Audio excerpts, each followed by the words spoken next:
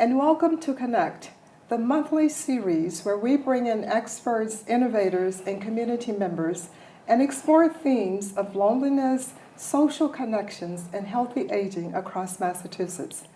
I'm your host, Sandra Harris, the State President of AARP Massachusetts and co-leader of the Massachusetts Task Force to End Loneliness and Build Community.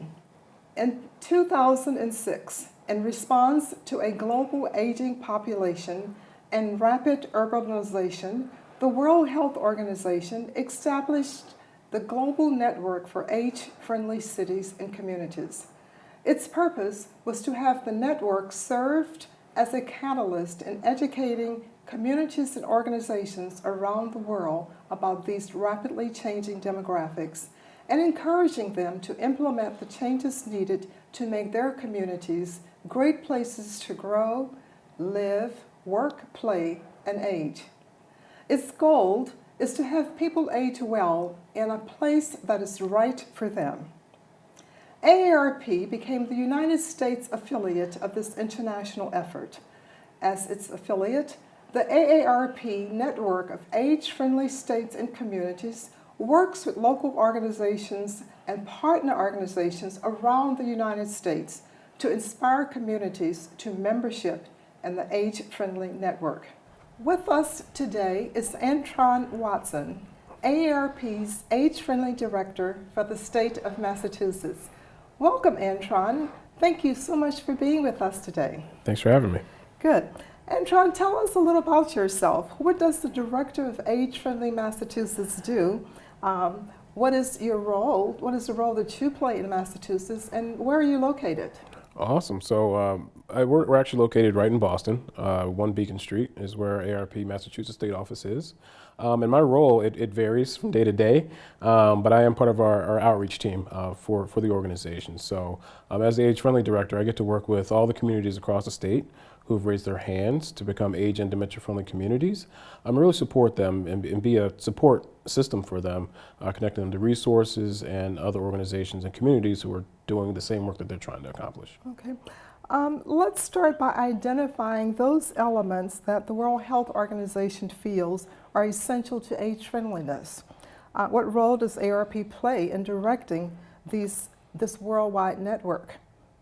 Oh, that's an excellent question. So when the World Health Organization really started this initiative, they reached out to several older adults, and the older adults came back and identified 8 areas, or 8 domains as we call them, that really focus on health and community services, social participation, communications, our parks and public spaces, transportation, housing, and social inclusion were the 8 areas. And AARP really looks to support communities, again, who are pursuing this initiative, to connect them with resources, be it written materials, education, and or best practices to help move the initiative forward. So really AARP is there as a partner in the community to kind of help these initiatives progress through the series. So, as you know, one of the objectives of this program, Connect, is to address loneliness and social isolation. So how and where does the Age-Friendly Initiative begin to address loneliness and social isolation? Well, I would say through all the domains. You know, really Age-Friendly really looks at isolation in a variety of ways. So we think about the factors that contribute to isolation. So if we think about transportation, for example, getting to and from community events, if that transportation is not available, a person is now most likely to be more isolated. If there's not adequate housing or housing options for people to, per se, downsize as we age, there's really not that opportunity for folks to engage in community as they would like, as they used to, I would say. So that's really some of the ways that the domains really address isolation. I think we could go on, but really it's about creating opportunities, the physical environment in most cases, but also looking at our internal systems as a way to address isolation in our communities. And the initiative is a great way of doing that. Wonderful. It's all connected, right? It is. Okay. So in addition to towns and communities, states can also apply. If a state becomes a member of the network, does that mean that every community in that state is a member? So no, it doesn't mean that. But what it does signifies that the state is willing to support communities, or they're going to look at the various sectors that the state addresses to support communities in pursuing their community initiatives and moving that forward in community. So not necessarily saying that they're all in the network, but it does at least raise the hand to say, hey, our state is doing this. How can I move forward with looking at the needs of our older adults, people aging in our communities, to make sure that they have the best opportunity to live as they choose to live. So is Massachusetts a state member of the state? It is, and we are actually the second state to join the network. Currently, we have about 8 states and the U.S. Virgin Islands that are all part of the network of age-friendly states and communities. So how many age-friendly towns and communities do we have in Massachusetts? In Massachusetts, we have, I think we just hit 114 communities here in Massachusetts that are age-friendly. Okay, so tell us, what do these towns and communities commit to by becoming age-friendly? Another excellent question. It's a 5-year commitment. What these communities are really doing is they're raising their hands and saying, we're making the commitment to listen to our aging population, our older adults, to get a better understanding of where we stand as a community. Are we meeting their needs? And what can we do to better improve upon areas where we maybe aren't quite hitting their needs? So with that information, communities move forward with creating an action plan. And with that action plan, they're going to identify the areas that need to be addressed. A simple example that I always like to use is, sidewalks or transportation options. Communities will take that information and understand that, okay, our residents are saying, our older adults are saying that they, in fact, can't get to our town meetings because transportation services aren't available at that time. What does that look like, and how can we improve upon that? And a community may, in fact, start offering shuttles in key areas or key communities where older adults are to get people to participate in town meetings or events. And again, the part of this work is that it's not just for older adults, it's for everyone across the aging spectrum. So anybody can then utilize those same shuttles to maybe attend community meetings or events. Okay, you mentioned that the communities hear from their residents. How do they garnish this information? That's a good one. A lot of times they do it via survey. It'll be a paper mailed survey that they'll send out to their residents. Sometimes communities host listening sessions where they'll go to key areas in the community where people are and solicit feedback. Tell us what we're doing good, or let's talk about this specific park in your neighborhood. What can we do to improve it to help you utilize it more as an active place in our community? Okay, you've talked about the 8 domains. When a town or community applies or expresses interest in becoming age-friendly, do they have to address all of the 8 domains? No, they actually don't. Communities can pick and choose which domains are pertinent to them. What we always say in this world is that every community is different. Every community's needs are different. So you need to address the needs in your community as they're fit for your community. Okay, so if they are able to identify an issue that is not one of the domains, can they include that in their action plan, or do they have to get special permission for that? Oh no, they can most definitely include it in their action plan. It's open. It's what are the needs of your community? We've seen several communities start to add specifically community safety as a domain, which we don't always see, which is not one of the identified areas. So can you spend a little time describing the process? How does one apply? Is there a fee associated? And what is the process? Gotcha. So the process is very straightforward. It is a free program. Any and every community can join as they see fit.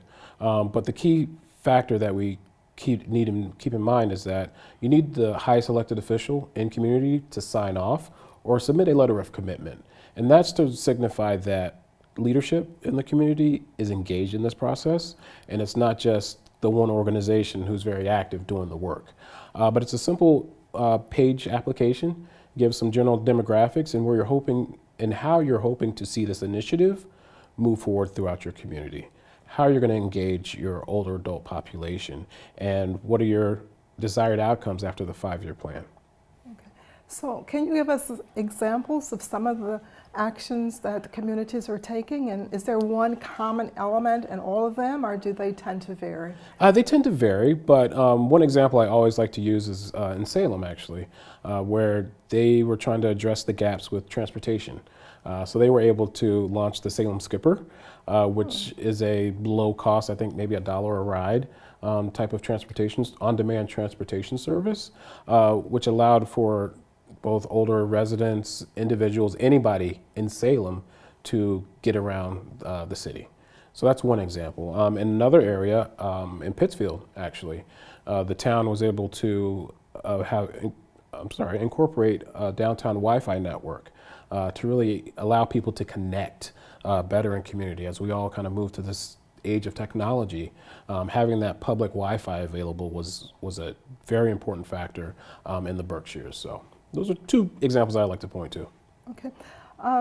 I can imagine that there are some towns that, you know, and well, of course, our citizen towns vary by different sizes. And some towns have the resources and the manpower to do that. What do you recommend for towns or communities that tend to be small and don't necessarily have the resources or the manpower? We're seeing plenty of communities now, smaller communities, really joining as kind of regional efforts. One of the regions that we like to point to is Central Mass Metropolitan Region, or the Franklin North Quabbin region. A lot more of our rural areas where communities are coming together, where they're identifying areas both within their communities and across borders where they have similarities, or where residents are going to X community for this service versus going to another community for another service. So so these communities are now coming together and establishing a regional action plan and doing a regional listening sessions to hear from residents across the range of communities to identify areas where they need additional supports, or actions that maybe one community can take care of or is doing better at, but also identifying areas for funding, which covers a larger swath of people versus your select community that maybe has a smaller population. Okay. How is this work funded? So work is funded in a variety of ways. There's private grants, but then there's also municipal opportunity or state-funded opportunities like the Community Compact, where communities are able to apply straight to the government's office or the governor's office cabinet for funding to support their initiative moving forward. We call that the Community Compact program. Okay. Now we're hearing age-friendly, dementia-friendly, livable communities. Yeah. Are these all the same things, and is that something that can be a name that can be used interchangeably? What's the difference? That's one of the things with this program, right? It's lots of different names. So age-friendly is part of AARP Livable Communities program. So that's Livable Communities is more of the umbrella name that AARP uses. Under that comes age-friendly, and then dementia-friendly is another program which we often try to have happen together here in the state because the initiatives are very similar. But with dementia-friendly, they focus on more of the factors that address dementia and people in the community living with dementia. So the words are interchangeable, but here more than lately, I myself have found using that livable communities is more of a more inclusive term, because it brings everybody in. It's not just about the aging or the older population. It's really about everybody across the aging spectrum. Because if we're doing it for our oldest people in our communities, we're taking care of our youngest as well.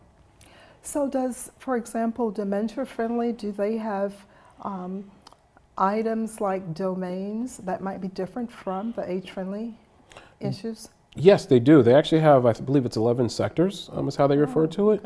Okay. But again, the sectors and the domains are very similar. So in the state, we have meshed them together. Actually, there's a wonderful resource guide on the Executive Office of Elder Affairs website, which shows how both age and dementia friendly can be pursued together. Okay. When the Commonwealth became a age-friendly state, there was a special age-friendly commission, I think, that was established. What is the role of that commission? Yeah, the commission was really geared to get a better understanding of how Massachusetts residents are aging in community, to in fact help, lead to the creation of the state's action plan, and better understanding of where can the state, in turn, find opportunities for that cross collaboration of sectors in the state government, as well as opportunities to fund projects in community that really identify the needs of our older adults, so that Massachusetts can be a great state for people to live and age in. Okay, so how does that commission, if you would, stay in touch with the residents? Do you meet with them? Do you have annual meetings, workshops, conferences? How does that work? Yeah, so when the commission was active, they were in fact doing a listening series where they would get around the communities, several parts of the state, to gather feedback from residents and municipal leadership to get a better understanding of where communities stood, especially with that specific population of older adults. Are people staying in the state? Are they leaving, and why are they leaving? So really getting a better understanding of where people are, what's happening in community, and that's more or less where we land. From that information, we do have periodic meetings. There's a handful of organizations that are around the table using this feedback and trying to figure out, well, where can our organizations serve and support the initiative across the state. So is the commission meeting? Are you still having workshops or conferences? Definitely. Out of that effort, we now have an annual Age and Dementia Friendly Conference that we host every year. This year, good old Halloween, October 31st. Halloween. In Worcester, we're actually going to be hosting this event again to really bring communities together. Obviously, municipal employees and leadership to learn best practices, to share their stories with each other on how they're connecting and how their residents are staying connected in community, as well as looking at some of the factors or issue areas that they're having. I know funding is a question that you brought up, but also what does local advocacy look like or local engagement look like when residents say that they want to engage in their community more? What does that look like, and be more civically in tune with what's happening and how kind of the processes work in community. Okay, if someone from our listening audience is interested in joining or attending that conference, how do they get more information? Yeah, for more information, they could always go to AARP's website. It's aarp.org/livable-ma, where they can learn about all the events and activities we have happening here in the state, as well as this event in particular. Okay, wonderful. So let's go to our remote reporter, Cara Solomon, who is going to talk with one of the age-friendly directors to give us a glimpse of what that looks like in their community. Cara? Thanks so much, Sandra. I am so happy to be here today with Debra Siriani, who is the Director of Human Services at the Chelmsford Senior Center and the co-chair of the Age-Friendly Initiative for the Town of Chelmsford. And she's just going to give us a little bit of a window into some of the amazing things they're doing over there. Welcome, Debbie, and thank you so much for joining us. I'm so happy to be here. Debbie, can you tell me a little bit about how the whole Age-Friendly Initiative got started in Chelmsford? First, we had a specialist from AARP come out and talk about it and let the public know. We had an event at the senior center, and Paul Cohen asked all of the department heads to be at that as well. And so once they saw what it was all about, that's what created our core team. And so because it's all department heads, like we've got the fire and the police and the Board of Health and the library, just all in the business development office, the planning, the housing. So everybody is working from the same viewpoint and learning more. And I think it's been great value because people didn't realize so much was going on at the senior center, that we were already doing a lot of things. And so some of it was just highlighting some of the things we were already doing. Can you tell me, Debbie, how did you involve sort of everyday people in this process of deciding what to focus on? You know, how what did your outreach to older adults look like? AARP gives you all kinds of resources to start with, and you just download them and print them, and there are listening session printouts, and there are focus group suggestions, And so we had some public listening sessions at the senior center, at the library, online, and then we did a survey. Are there certain moments or memories that stand out for you that really speak to the impact of this programming, perhaps on one person or on a specific community? Take me there. Show me a moment. I mean, I've learned so much. I think one was just when we started our LGBTQ group, we did it just as a chat in our cafe, and we said, come on over, we'd love to meet you, and you're welcome here. And so we had it as just a little chat in the cafe, and we asked them what they wanted, because we were thinking, they might need a support group, they might want this and they might want that, or speaker series or whatever. And they were like, no, we just want to hang out with each other, and can we have space here? And we were like, yes, that's easy. So and then when I was trying to learn, and I was like, it's interesting how people don't know what kind of lifestyle you have. And this one gay man, he said, I don't have a lifestyle, I have a life. And so for me, that was like a big learning curve, something that I learned from. And then another big step was during our Buried in Treasures workshops, we just the before and after picture. And we have a volunteer who's been involved in it. And she hadn't had friends over, she hadn't had family over. And we just helped her clean out that one, living room. And the difference was huge. She was like, she had her friends over to visit. She had her family come to visit her for the first time for a holiday in like 20 years.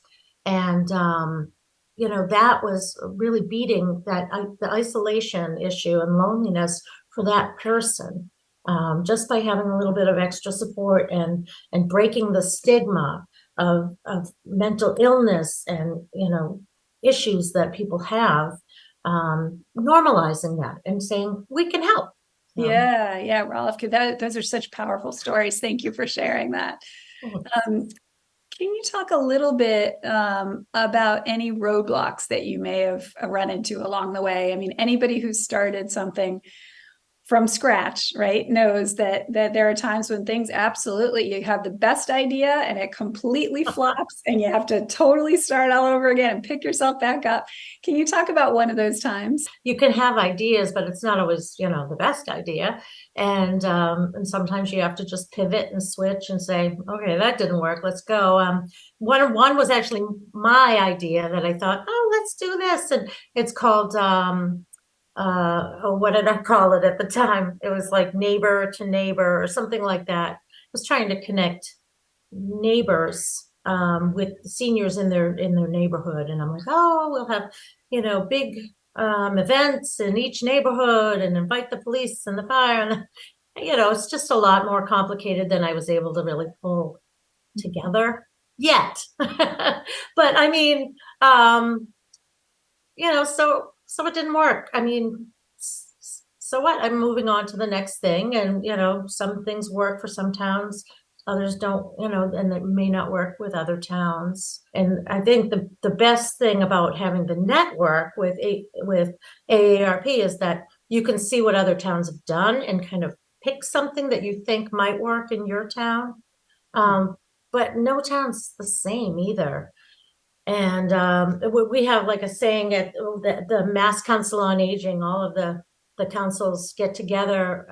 And the biggest thing we say is, if you've seen one council on aging, you've seen one council on aging. I mean, I have 22 staff members and I have a very active friends group. I mean, I've also worked for a town that didn't even have a senior center. We had 2.5 staff people.